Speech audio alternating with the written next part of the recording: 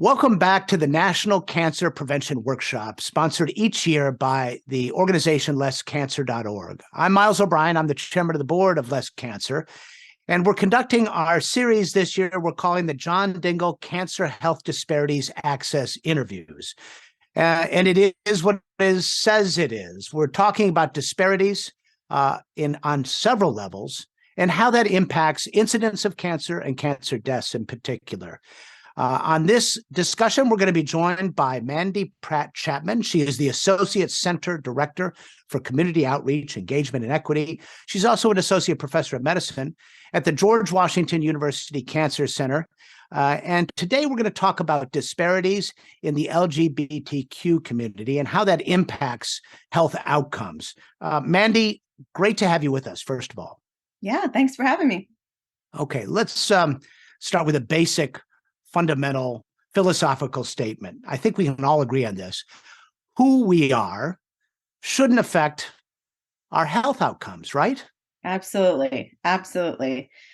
Yes, and who we are doesn't really affect our health outcomes. It's how we're treated that affects our health outcomes. So being queer doesn't make us have poor outcomes. It's transphobia and homophobia and the exchanges that we get in terms of long-term social interactions, stigma, chronic stress, and healthcare system structural bias that leads to those poorer outcomes. So there's a statistic I saw you write about not too long ago, which really caught my attention, and it should catch all of our attention. Social determinants account for an 80% incidence of healthcare disparities. 80%. Tell us a little bit more about that. Yeah, great observation. And some people will, these are numbers that have ranges. So that's kind of the most extreme kind of way of wording this, but that includes access to healthcare, right? So healthcare provision itself, healthcare delivery of clinical services is about 20% of our health outcomes. 80% include things like where we live, whether we can walk, play, bike, exercise in a safe area, whether we have access to fresh food and we know how to make fresh food and actually enjoy eating it, our financial stability, our social support, and again, our access to healthcare. So in Washington, D.C., for example, we have almost all of our healthcare facilities in the northwest, northeast parts of the city. And we have drastic disparities between white and Black populations, with most people in the southeast part of the city having to travel to the other part of the city, the more affluent part of the city, for healthcare.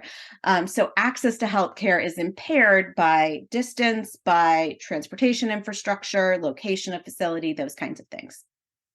So I want to talk a little bit more about how LGBTQ people are treated by the healthcare system, but let's dig in a little deeper on some of the reasons they might not be as healthy going in the door. Mm-hmm. First of all, if you are stigmatized, if you are discriminated against, there's lots of studies out there that would tell you that discrimination, at the very least, increases your stress. And if you have more stress, you're not in as good health. Is it as simple as that? Part of it is as simple as that. When you have chronic stress, there's something called an allostatic load, right? Where your stress level is higher, so it increases your chances of inflammation. So something that a lot of people don't know is that we all have cancer cells inside of us. We always have these aberrant cells that are circulating inside of us. But if we have conditions that facilitate those cells to proliferate, those are those instances where your stress level, your degree of trauma can become kind of petri dishes for those cancer cells in order to get them to proliferate. So stress doesn't cause cancer, but it might create the conditions under which circulating aberrant cells become more prolific, right? And so this kind of chronic stress, increased inflammation leads to these outcomes, but there's other factors too.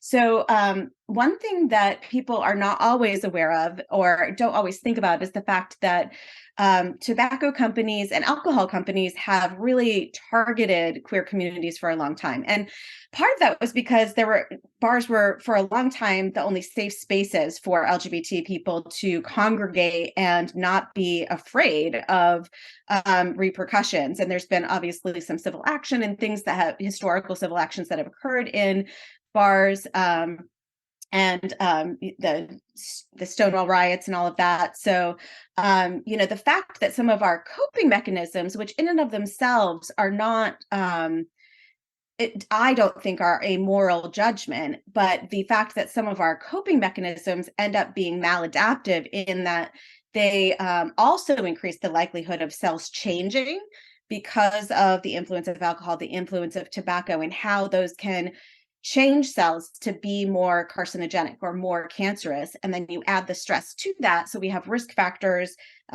greater alcohol consumption, tobacco use, and then we have family factors, historically, a lot of alienated family, less social support, and then social stigma. This is kind of a recipe of creating the environment under which cancer can kind of proliferate, if that makes sense.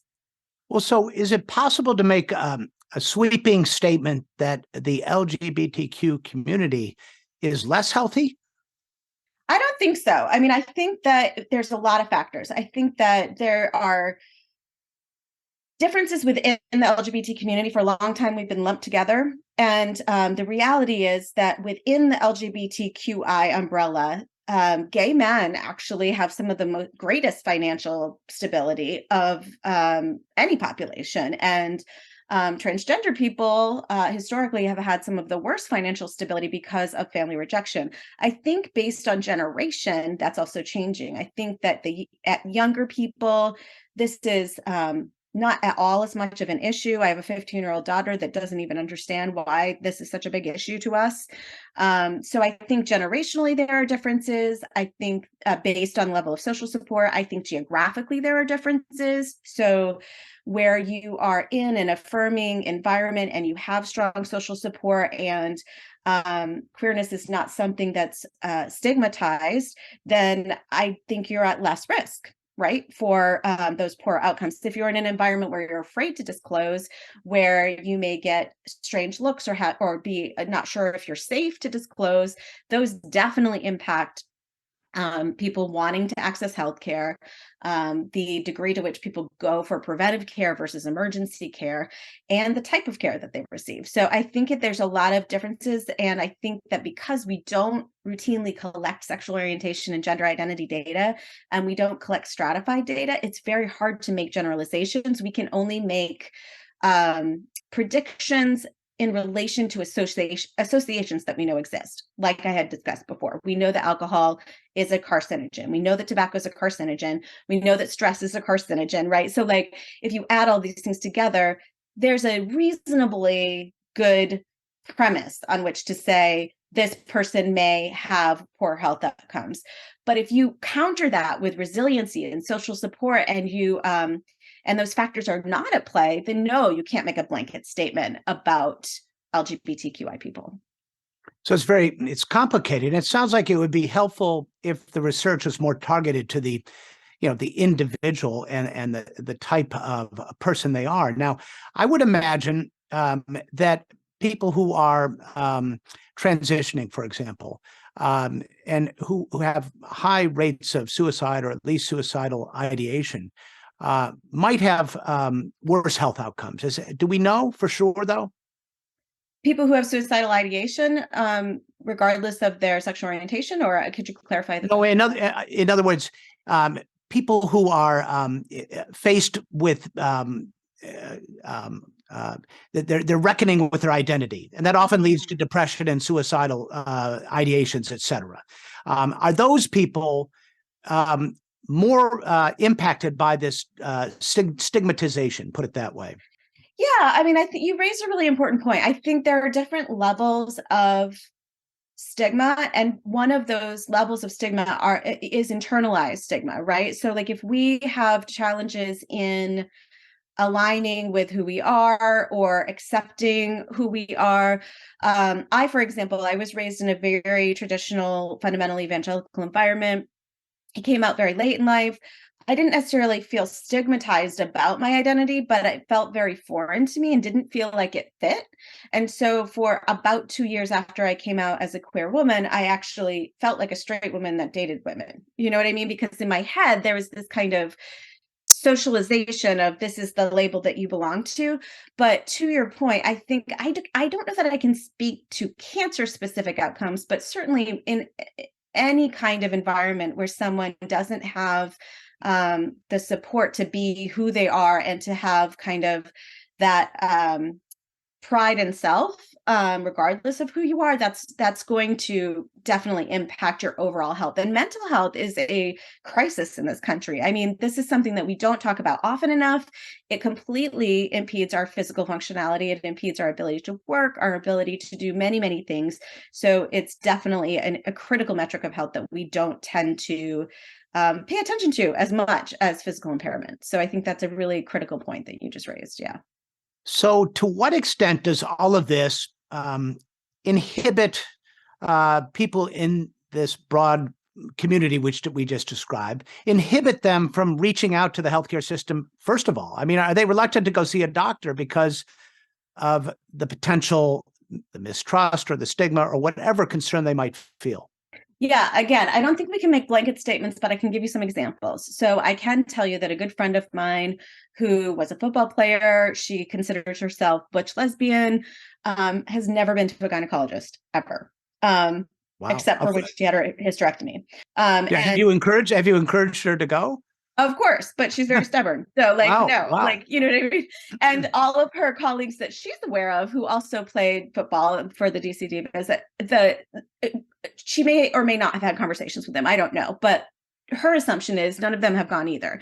And so there's definitely this sense of, oh, well, that's not for me. That's for feminine women. And again, that is not a blanket statement. That's an anecdote based on qualitative personal data. Like, I don't know what the statistics are. I will say that there have been a few small studies about trans individuals and the degree of gender dysphoria, particularly in, quote, women's centers. So centers where there's a lot of pink, that the title of the center might say women's center, where people may be sitting and feel really out of place in the waiting room.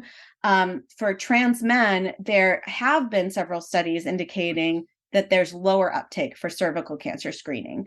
And part of that may be, definitely gender dysphoria, also the environmental cues that don't seem welcoming, and also physical distress, like just kind of not wanting to align with that body part, and also kind of procedures that are not necessarily affirming and can be adapted if clinicians are appropriately trained in trauma-informed care to make things more comfortable, right? So there's definitely some evidence that trans men have a lower uptake of cervical cancer screening. I also have a friend who recently was told, you don't need to see a gynecologist, or actually she was told 20 years ago, you don't need to see a gynecologist because you've only had 2 partners in your life and they were both women, so you're, quote, basically a nun. And she ended up having profuse bleeding for a year. And then it ended up that she had uterine fibroids, so she did not have cancer, but she just did not go to a gynecologist for a really long time because she was told she didn't need to. So I think there's a lot of misperceptions in various subpopulations of the queer community, as well as among healthcare providers in terms of level of risk. On the other side of that, there's a little bit of data that would indicate that, for example, for trans women, mammography might actually be an affirming procedure, right? So like, when do you start screening for transgender women? And again, the best consensus evidence that we have is we know that age and estrogen are the primary factors for breast cancer, right? So the older you are and the longer exposure you might have had to estrogen, the more likely you may have had a breast cancer development. So for women who are over the age of 50 with exposure to estrogen for at least 5 years, right now consensus is like you should start getting your mammograms similar to cisgender women. But again, we need routine data collection so we can continue to refine clinical care guidance, because typically all of our cancer screening guidance has been made for cisgender populations. So by cisgender, I mean people who were assigned a certain sex at birth and continue to identify with the gender to which they were assigned. Most of our research has focused in that area. And without collection of sexual orientation and gender identity data, we're not going to move the evidence base to be able to provide more tailored recommendations for people in clinical care settings. So what are the rules in this area, though? I know the Trump administration tried to walk back some things. Where does it stand right now? What do the rules tell healthcare providers about how to handle this? So the Trump administration did issue a proposed rule that allowed providers to deny care to any patient with whom they had moral or religious objection. The degree to which that was enforced, I don't know. I mean, my understanding is that any institution that takes Medicare dollars would be subject to Joint Commission requirements that require non-discrimination. So I don't know the degree to which institutions changed policy or what they did under that proposed rule, but I will say that the Biden administration reversed that and reinforced protections on the basis of sex and gender so that you cannot be denied a healthcare service on the basis of your sex assigned at birth, your sexual orientation, your gender identity, or your gender presentation. So these are really important protections. And I often say to people when I'm delivering healthcare trainings that we have to remember that healthcare is not a bidirectional relationship. You're not in a clinical environment as a clinician to get something from your patient. You're there to provide for your patient. So this idea of denying healthcare on the basis of moral objection seems very spurious to me because you're in there to provide a service to optimize the health of the person coming in the door. And it's not the provider's role to decide, I'm not going to give you my highly skilled kind of expertise in this area because I don't agree with something. There's lots of things we don't ask patients about that may or may not have anything to do with their health that providers may never know about and may morally object to. But that's not really the place of the healthcare enterprise. It's supposed to be a relationship where people are coming in for their wellness to protect their health and not supposed to be pleasing the healthcare provider in order to get care. It doesn't seem like that jives very well with the oath you all take, the Hippocratic Oath. Right, exactly. Doing no harm. So absolutely. I mean, you're there to provide care for the person coming in the door, and you're supposed to be providing the optimal wellness for that individual, not necessarily taking, you have the opportunity to take care of your own health when you walk in the door as a patient, even if you're a healthcare provider. But as a provider, it's not really of benefit to population health. It's certainly not benefit to the patient, and it's not really within the scope of the ethical responsibilities of the provider to deny service, in my opinion. So you wrote in an editorial for Newsweek in 2021. I thought that this was very thought-provoking. Not discriminating is not enough. It kind of reminds me of the discussion which has come out of all the police brutality, the anti-racism approach to things. We can't just sit back collectively, can we? No, and thank you for raising that because, I think sometimes we think if we're not part of the problem, we're fine, right? But the reality is that our country, and I know this is going to be unpopular with some people, and that's okay because it's America. It's okay to have differences of opinion and interpretation and perspectives. But we're a country that I think I can say factually was built on the basis of capitalism. And so healthcare is a capitalist enterprise. And as a nation, historically and factually, we were also built on the back of slavery. And in the process of the last 400 years, both people of color and queer individuals have been institutionalized and involuntarily institutionalized, experimented on, and restrained on the basis of their identity. And these structures were put in place not necessarily to discriminate, although you could make an argument that that was intentional since they were built for a certain population. But these structures were put in place in the service of certain people, namely, definitely white men, sometimes white women. And in order to deconstruct the bias that's embedded in these structures, we all have to be part of that dismantling process. So Ibram Kendi says that, you can't really be non-racist. You can be racist and you can be anti-racist, but if you're neutral, you're kind of part of the problem. And I would agree with that. And I would also say the same when it comes to discrimination or health disparities for any population. If we aren't part of dismantling the structures that have embedded bias that inordinately favor certain groups over other groups, mostly unintentionally, but historically intentionally, then we're not part of the solution. Let's move quickly from the clinical to the research side of it. I think in that same article, you were talking a little bit about clinical trials and how in many cases, people in this category are excluded for various reasons, and that has consequences which are a little harder to quantify, but I'm sure are very real. Yeah, this gets back to the screening criteria, right? So you can't create screening guidelines so the U.S. Preventive Services Task Force is a wonderful service of the healthcare delivery system, and they look across the most rigorous trials to synthesize the evidence to create guidelines. But if you don't have demographic data collected in those studies, you can't say anything about differences in how people are experiencing certain health conditions or certain health outcomes, or how they should be treated differently. And so in clinical trials, we often, almost never actually collect sexual orientation and gender identity data. And we often say things like women instead of people with a cervix, or we say, for example, I had to go in for an appointment a few weeks ago, and I was required to take a pregnancy test, and I couldn't do the procedure without the pregnancy test, even though I could tell them for sure that I was not pregnant. And so these kinds of archaic requirements, I am pushing researchers to think about, what do we really mean when we say we want to enroll women in the study? Are we saying we want to enroll women in the study, or are we saying we want to enroll people with a cervix?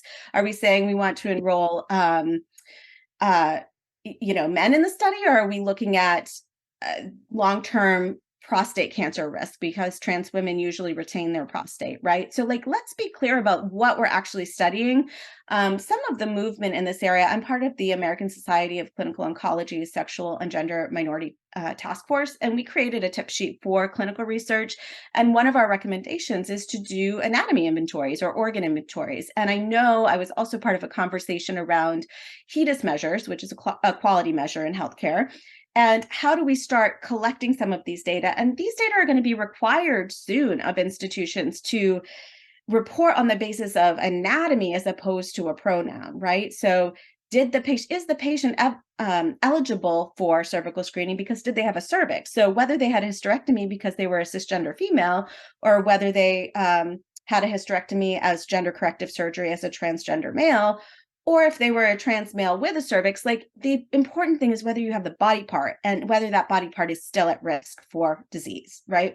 And so we really need to change both our clinical trial eligibility data, the way in which we're reporting those data, and importantly, the way we're discussing those data, so that we're not associating, for example, race as an explanatory factor or queerness as an explanatory factor, but rather all of the experiences that might go into the larger majority of the people of color having a health outcome, right? And all of the stigmatizing experiences and stress that might go into queer populations and experiencing a disproportionate health burden.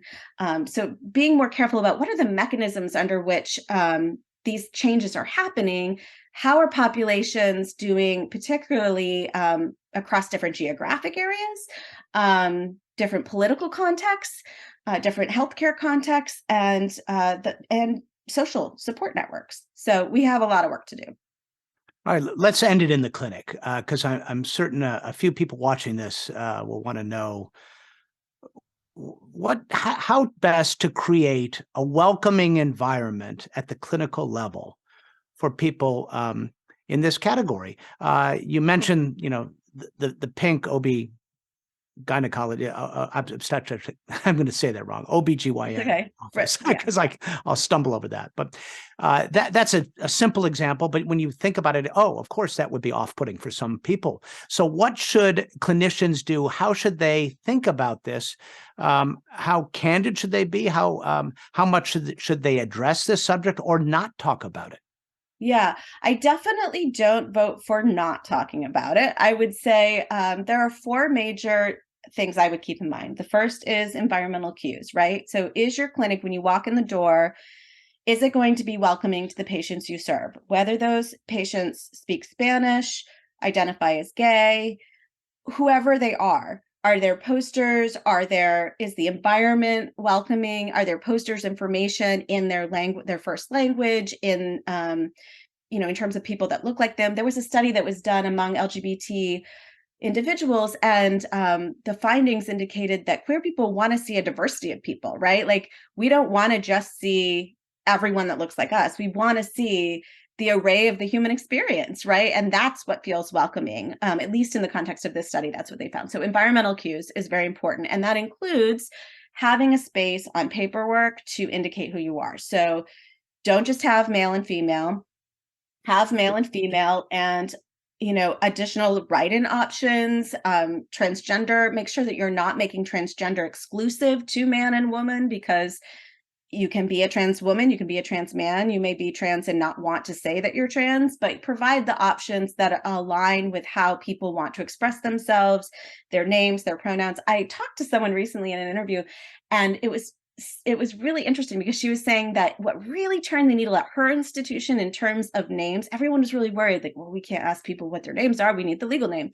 And when they finally turned the needle on this, it was because cisgender men were like, yeah, I don't want to be called Jonathan, I want to be called John, or I want to be called Jack. And then all of a sudden people were like, oh yeah, people have a lot of things that they would rather be called in the context of vulnerable clinical environments. It's okay to ask people what they want to be called and how to refer to them. I would say another major thing is self-reflection. Just take a pause, whatever you're assuming, if it's not something you're familiar with, take a pause and think about, how is what just came into my head, or what assumption I just made, going to affect the comfort and the healthcare and the well-being of the person in front of me? And then just pause and be intentional so that you're acting in the best interest of the patient. Third, collection of SOGI data. So having it on forms, but also routinely collecting sexual orientation and gender identity data, but not requiring patients to answer, because again, depending on the socio-political context, the level of social support, that may range from uncomfortable to potentially life compromising in environments that are very transphobic or very homophobic. And then the last thing I would say is representation. This is so key. And I really believe that we are not going to achieve health equity until our provider workforce reflects the diversity of the patient population they're serving. So until our provider workforce and our researcher workforce reflects the diversity of the American population, I don't think we're going to achieve health equity, because the richest and most impactful way that we learn is from direct relationship with each other. And doctors learn from their peers. They respect their peers, and they understand each other. So having that lived experience in interaction with diversity is not about the right thing to do. It's about quality. I mean, it is the right thing to do, but it's about quality healthcare. It's about our ability to actually deliver quality healthcare, which we're not going to be able to do without having that diversity at the table. Great advice, great insights. Mandi Pratt-Chapman, thank you very much for joining us at the National Cancer Prevention Workshops, John Dingell Cancer Health Disparities and Access Interviews. It's a mouthful, but there you have it. I appreciate your time, and thank you for your service to public health. Absolutely. Thank you.